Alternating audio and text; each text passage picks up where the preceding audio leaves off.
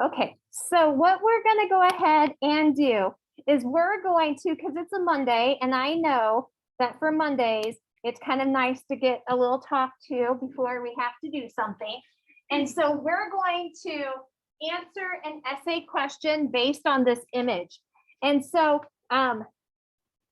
what we're going to do is we're going to focus on,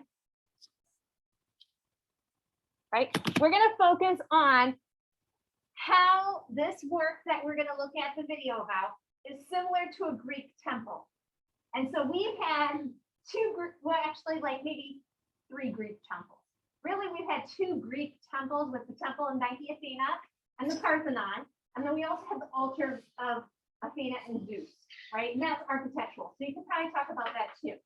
And so what I want you to do is while we watch this video, focus on visual evidence discussing how the ancient Greek temple influenced the construction of Etruscan. So basically, we're looking for similarities. How are Etruscan temples similar to Greek ones? Okay, and then discuss how Etruscan temples are different, right, than Greek temples. So we're going to look for similarities and differences. Sound good? Okay, so let's go ahead and watch our video, which I think I already had open. That's okay.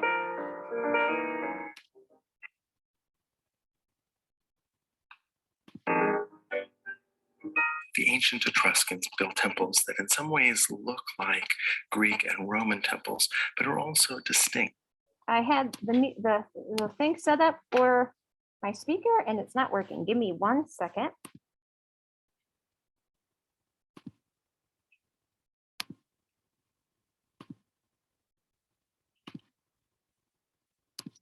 Well, when we look at them from the front, they certainly look like ancient Greek temples, but they're really different. For one thing, the Etruscans did not use the Greek orders, that is, the Doric or Ionic or Corinthian. For another, they had very deep porches, and the temples tended to be more square. And they're not made of stone the way ancient Greek temples were. We're looking at the fragments of 4 large-scale terracotta figures from the temple at Veii, which was a principal city of the Etruscans, and we're seeing them in the Etruscan Museum in Rome. In ancient Greek architecture, we might expect to see figures like this occupy that pediment, but instead, these figures lined the rooftop. And like ancient Greek sculpture, they were very highly painted. So it's such an interesting moment in Italy in the 6th century. We have Greek colonies in the south of Italy. We have the Romans in Rome, although ruled by Etruscan kings. And then up in the northern part of Italy, we have a confederacy of about a dozen Etruscan city-states. So Italy is a complicated place in the 6th century BCE. These are slightly larger than life. And although they were placed equidistantly, they do enact a specific scene. This is a scene from ancient Greek mythology. It's the 3rd labor of Hercules. Hercules is sent out to capture a very large deer with golden horns. Now, this deer is very special to the goddess Artemis. And actually, the idea is that the person who sent Hercules on this labor wants to annoy Artemis, so that she punishes Hercules. Now, Hercules is known in the original Greek as Heracles, and he's shown here with the golden hind under him. He has been able to capture it, and now he's being confronted by both Artemis and her brother Apollo. They want the deer back. And so Hercules promises to release it once he shows it to the king who sent him on this labor. Something we find in Etruscan sculpture is this sense of movement and liveliness. We see that in the sarcophagus of the spouses, for example. And we see that here with the figure of Apollo, who's striding forward, and Hercules too, whose body is leaning forward and whose knee is raised. And we see that sense of musculature and animation. These are terracotta, that is, they're clay. So they would be modeled in an additive process. Apollo wears that archaic smile that we're used to seeing from the Koros figures, but he's still very different than the Greek figures. His smile is a little bit more animated. His proportions of his body are different. And the look on his face is not one that is looking out into a generalized space. He is catching the eye of Hercules. He is engaged directly and therefore engages us. And just like their faces are stylized, their bodies are also highly stylized. There's almost a sense of twisting at the hips, and the shoulders are overly rounded and broad. This is not a naturalistic depiction of the body. And the artist seems to favor detail. For instance, look at the way that the drapery falls flat, creating these lovely little loops. And look at the marvelous detail of the feet. This is such a tease because here we have this engaging, lively sculpture from a culture whose literature has been lost and who we know so little about.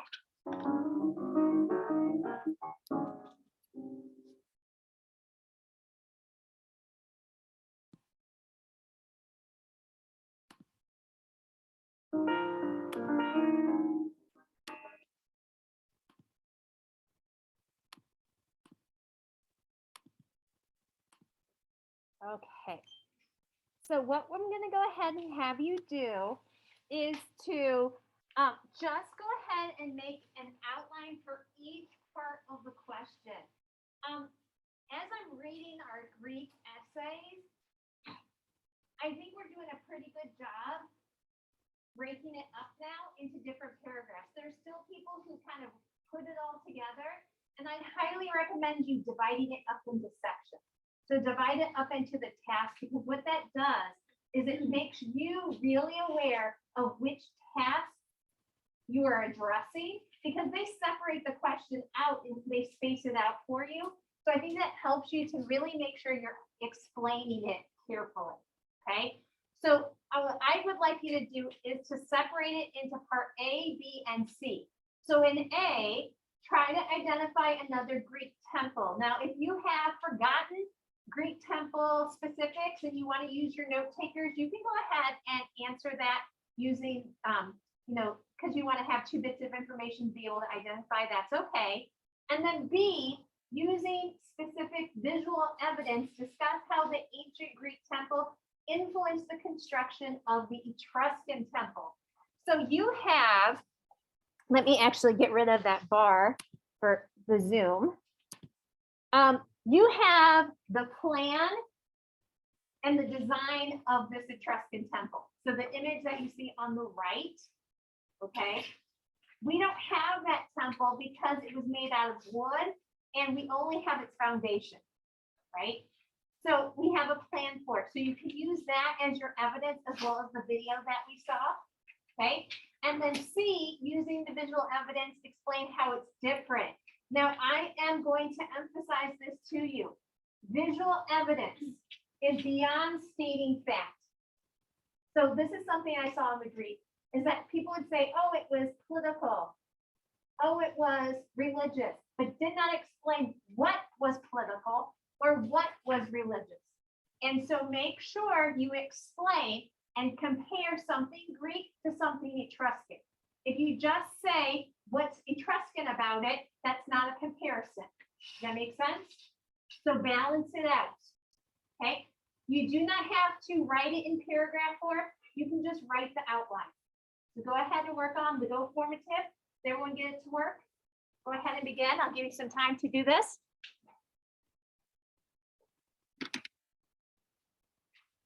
And then we'll go over the information and use this for our note takers.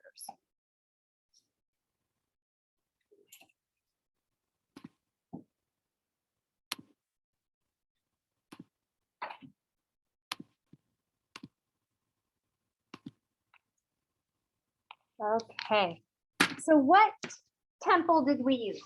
What temple did you guys use? Parthenon, right? Most of you probably chose the Parthenon because that's what you probably know the best, right? That's probably what you know the best.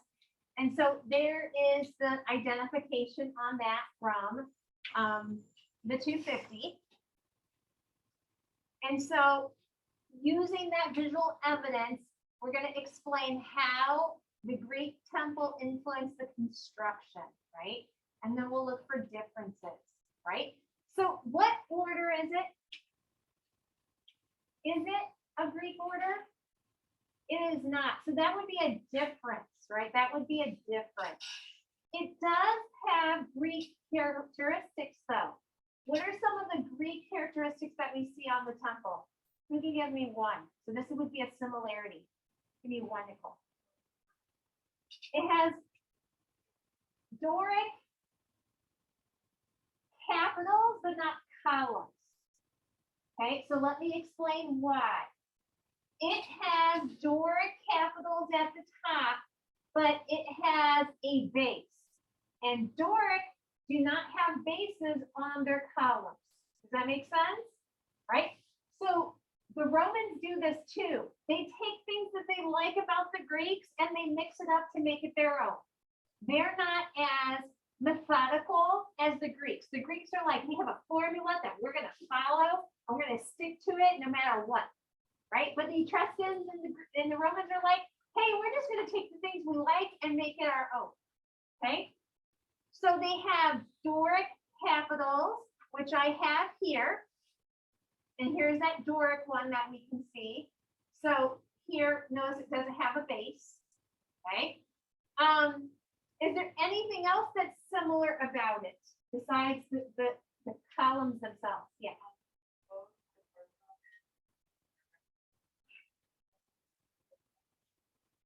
Exactly. There's a sense of bilateral symmetry. So you went smack dab in the middle. It's balanced on both sides. Anything else? Catherine.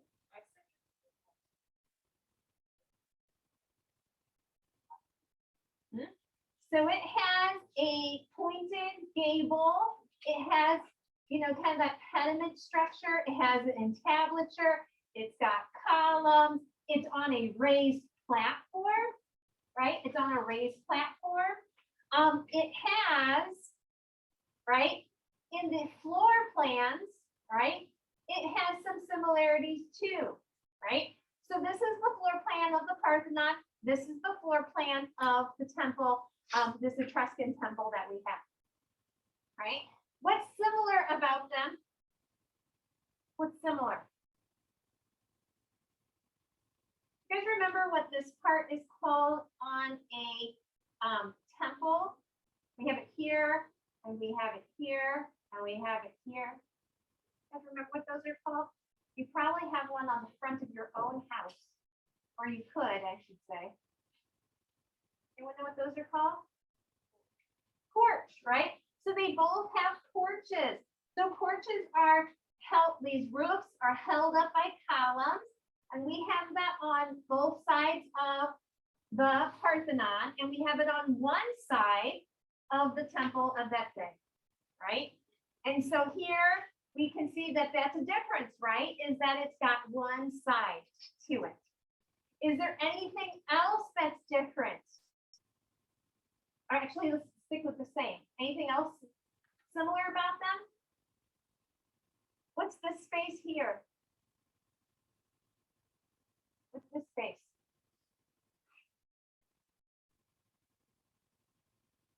Any ideas? What would that be used for? Yes.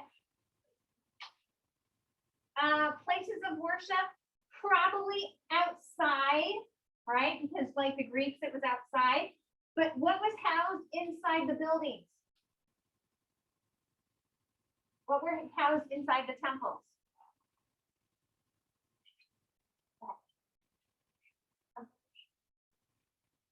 It could be treasury, it could be sculptures of the gods, right? It has sculptures. So they have cella, right? Or naos, the interior of a Greek temple, right? So the sacred spot where it would house an image. Now, differences, right? Notice that the Etruscan temple has 3 cellas. What could that tell us about therefore the dedication of this? We saw in the video a little bit information about the sculpture. Yes.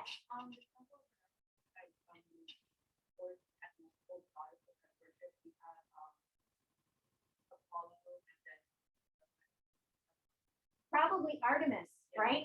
And so it's dedicated to 3 gods and goddesses, right? So instead of just being a single god, right, like Athena here, there's 3. Okay. How would I get into this temple? How would I get into the Etruscan temple? Yeah. There's only one entrance. So if I go back to this, the Etruscans and the Romans did not do the stylobate and stereobate the same way. So for the Greeks, they had basically stairs on all four sides. It doesn't mean you entered the temple from any direction, but you could walk up to the columns and kind of walk around and see all the pretty reliefs. But here you had only one entrance, and so you would come up the stairs and then go into one of the three doors. So they have a raised podium, right? So you can see how they're elevated, but you would only have one ceremonial staircase to get in. Okay, and so the decoration, where's the decoration on the Etruscan temple? On the roof. Now the Greeks did that too. Okay, the Greeks did that too, but they were normally just a couple like on the corners or maybe a little bit at the top, but they didn't have all of the decoration up there.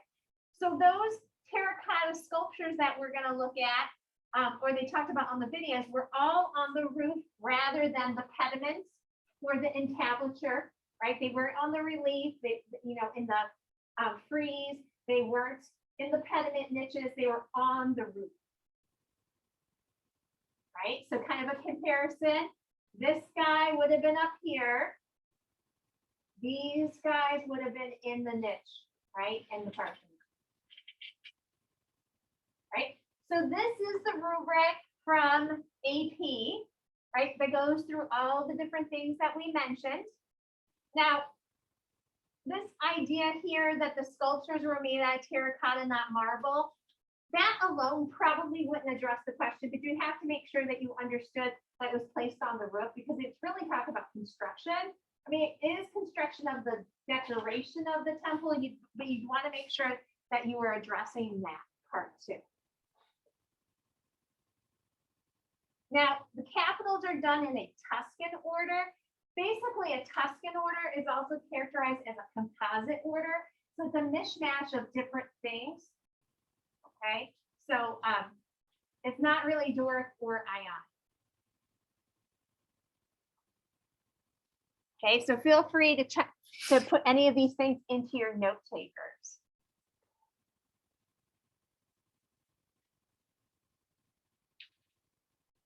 Okay. So besides the temple itself, we also have our sculpture of Apollo. We have a name of the artist. So in the name on the artist section here, you could say it is made by Volca, right? So that's a little new for us. We haven't had too many pieces other than like Dorpheus or on the Dorpheus with Polyclitus. We haven't known the names of too many artists, right? So just like the sarcophagi of the spouses, or sarcophagus of the spouses, this was made out of terracotta. So it's made out of clay. And it's hollow. Can you guys see with the broken part? Clay has to be hollow so that it does, because it has to dry it slowly so it doesn't break. And so that's the best way to ensure that it's structurally strong. Probably something else just to mention that I don't forget. You have the information on the temple that it was made out of mud, wood, and tufa. Remember, tufa is what they made their stones out of. That would be like their tombs out of. That would be the hard volcanic stone, and that would mostly be used for the foundation. And that's all we really have left of these Etruscan temples, is we have the plan of where they would be in the foundation. But the wood and the mud brick is obviously deteriorated over time. So when we look at this piece and in the video, what period of Greek art is it most similar to, Catherine? Archaic. It has the archaic smile, right? It has pleated hair. It's striding forward. It has an athletic, youthful body. But if you were going to focus on how it's different, and keep in mind that that's not a part of that essay question, this is just our discussion here, right? Because that question only was addressing construction of the building. How is it different? Notice that the Etruscan is clothed rather than nude, and that tells us who it is as well. Because this is who? Who is this chorus of? Well, this is a good review. person who is dead. So this is of a real person, probably a soldier, right? And this is of a god. So the gods would have been clothed, right? He's made out of terracotta rather than marble. But in the video, they explain that it's got a lot more movement to it. There's a stronger striding forward. His face is a little bit more animated. They had a painted version for us to see, but this too would have been painted just like those Greek sculptures that we talked about on the Parthenon. They would have been highly decorated so that you could notice them on top of the roof and be able to read the story.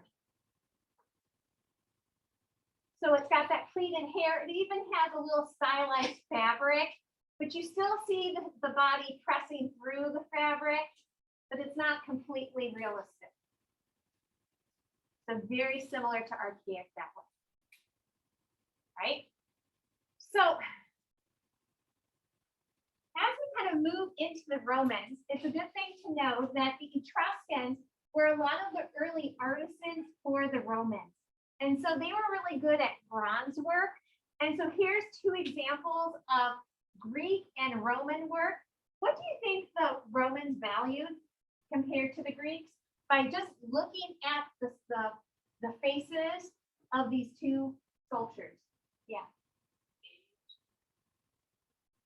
Age and wisdom, very good. So the Greeks, right, had this idealized form. And so we have this youthful body, this calm face, very beautiful, not super realistic. But the Romans, as we saw with Hellenistic period, were much more interested in realism, right? And so in this elected official, you can see his skin is sagging, right? You have an idea of his age, right? So these Etruscan artisans were able to convey this in this bronze, they used gloss wax process, and they could get fine detail by carving the wax in the plaster, right? Now this is a sculpture that I had on the on the agenda today, and this is called, actually I don't want to say it. Do you guys know what he's doing? What is he doing?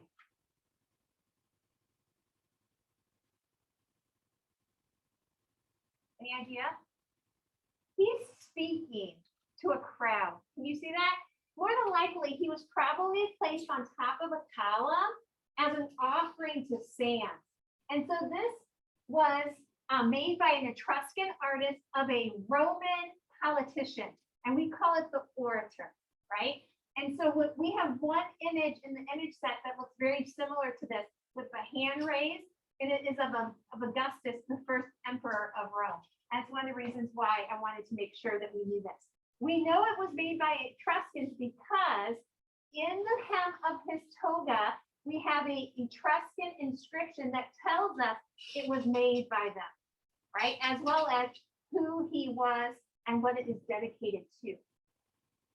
So once again, a literate society, so we know these things to be true. Or at least we can, if we can believe what they wrote on them, okay? And then the last bit of Etruscan work I wanted to show you was this sculpture of the SheWolf. Now this is a part of the mythology of the city of Rome, and the sculpture of the wolf is Etruscan. The babies were added during the Renaissance. This is something that's in the Vatican collection, and so those cute little fat Romulus and Remus sculptures were made in the Renaissance to kind of embellish the greatness of the story of ancient Rome. But the SheWolf was made out of bronze. And that tells us a little bit of the story of the creation of the city of Rome. So in kind of the lore, right, the founder of the city, Romulus, right, him and his twin were basically had to be kind of set out into the wild because their stepfather was trying to kill them, right? And so the mom, to protect him, kind of put him up in the wild, and a SheWolf found them and then basically nursed them. And so when you look, you can see that she's kind of heavy with milk, and then these Renaissance cherub babies are kind of drinking the milk to sustain themselves. But when we look at her, she's this really great image of sacrifice. What's sacrificial about her? Yeah. You can see like all her everything that right? She's very emaciated. You can see her ribs pressing through her skin. And so she's really sacrificing herself. And so this is in, like I said, the Vatican collection, and kind of leads us to the Romans. So let's go ahead and get us a slight introduction on the Romans, and then we'll continue tomorrow, because I have us continuing 25 tomorrow anyway. Okay, so we're going to be characterizing realism in Republican art and early empire. Okay, so the theme for Romans is the word merit, right? Merit.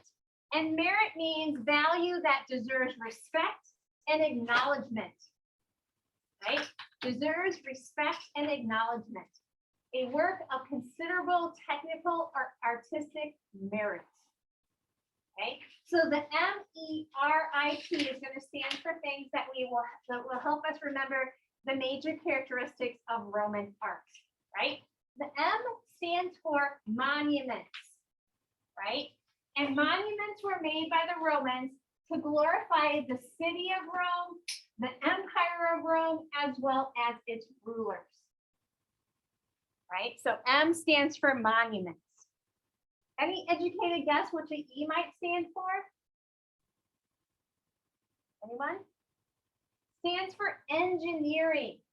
So the Romans were really good at building big. And so they were able to figure out ways to create enormous structures as well as construction projects. There's still roads, Roman roads today when you go to Europe. You can walk on a Roman road because it was made so well. And then of course, we saved them for posterity too. But we have things like the Pantheon and the Colosseum, these really large feats that still exist today. The R stands for what we're going to talk about today, which is realism. We have very realistic sculptures and painting. There's a term that we often associate with the Romans, which is called veristic. And veristic is kind of like super realism or exaggerated realism. And we'll see that in particular with some of the portrait busts of the kind of the patriarchs of the family.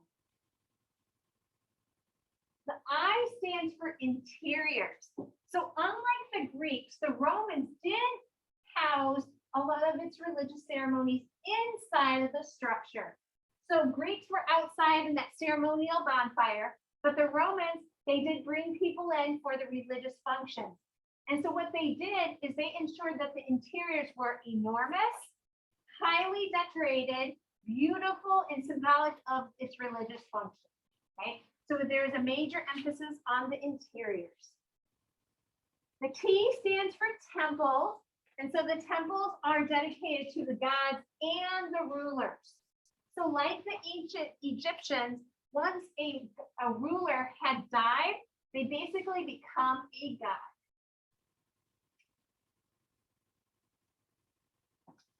Now, one of the things that you notice is that a lot of these are to the glory of Rome and rulers, and so on. And so the idea of merit is that idea of virtue and praise. And what do they value? They value things like illusionism, making things look very realistic. And that also a lot of this ruler imagery and is equal to kind of governmental rule. The Romans were really good at propaganda, right? So not only were they there to talk about how great a ruler was, but they also were talking about how great Rome was. One of the reasons they built things is so that the common everyday people would like them, right? It wasn't just about bringing good housing and good roads, but it also was like, you know, because that helped the army and helped trade, but it also made the people happy, right? So there's a lot of give, and they really want to emphasize how great they were. Okay, so at the height of the empire, the Romans conquered everything in Greece. Everything in Greece. Okay, so the first time period that we have is the Roman Republic, and Rome began as one of the many city-states. Italy, really until like World War II-ish, was really just a series of different like regions. right? It did not have centralized rule, and that goes back all the way to ancient times. So during the Republican times, political office and institution was really designed so that no one person could have ultimate power. So at the very beginning, it was rooted in a council that was elected by people to rule the city. Okay, hence the republic idea. And so it was ruled by two classes: the patricians, who are the wealthy elite. I shouldn't say ruled by two groups, but it was ruled by the wealthy elite. And then we had the common everyday people, the plebeians. Okay. And so only patricians could hold office at the very beginning, and plebeians could not join the Senate. So once again, you'll notice that the word republic and Senate, right, is words that we use for our own democracy here in the United States, right? Rome eventually, as we kind of moved out of the republic, offered citizenship to many. So there were people who were not citizens, and there were slaves and enslaved people, but eventually people could get out of that and become citizens if they did enough work, right? And economic prosperity really came from its military expansion, and that allowed for wealth in this area.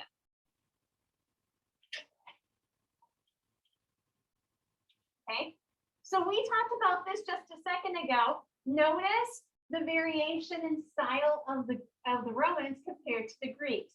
They valued age and experience, right? Age and experience, as well as they love to show off their family heritage. So here we have an older man, right? An older man, and I know he's older because he's got kind of like saggy skin around his like laugh lines. And he's hanging out with portrait busts, right? So who do we think these guys are that he's holding on one hand and is also on this pedestal? Yeah, his ancestors. So in Republican times, as well as in the empire, you got a lot of your wealth from your family, right? And you gained your knowledge from your family. So your social status was dictated by your family and their accomplishments. So you would want to kind of show off who you were related to.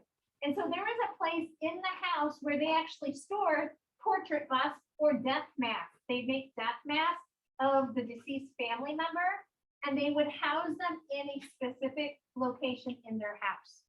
Okay, so we're going to start with this tomorrow. This is our portrait bust that we will have in the 250. The central needs to go, so we'll end it there today.